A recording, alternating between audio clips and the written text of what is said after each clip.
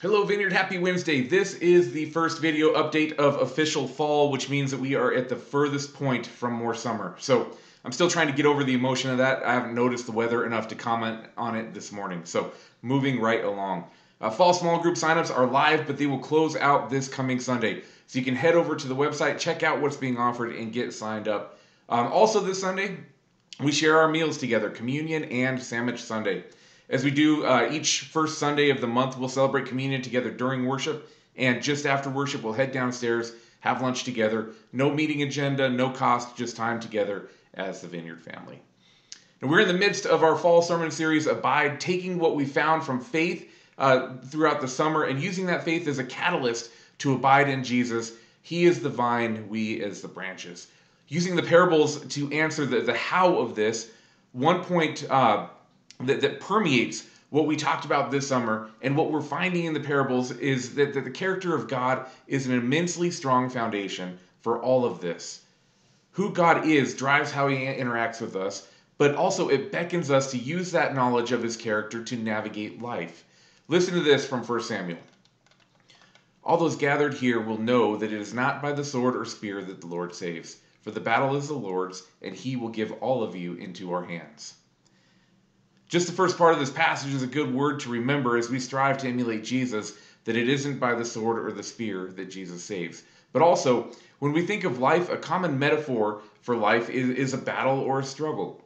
When we have a battle or a struggle, we find ourselves squaring off against an enemy, and often fear accompanies or even engulfs during that struggle.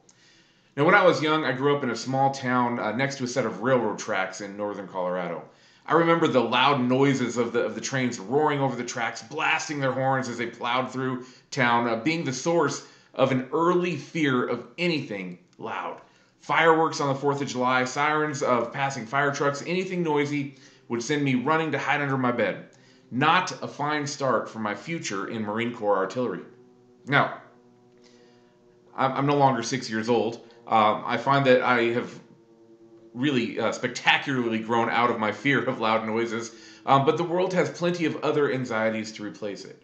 Financial worries, health problems, job security issues, difficult relationships, and the like tend to take the place of the monsters and ghosts that we had as children as we mature. The fears we face now are not only more real than monsters, they are often paralyzing as we lay awake contemplating the consequences and stressing out about the lack of solutions that we see.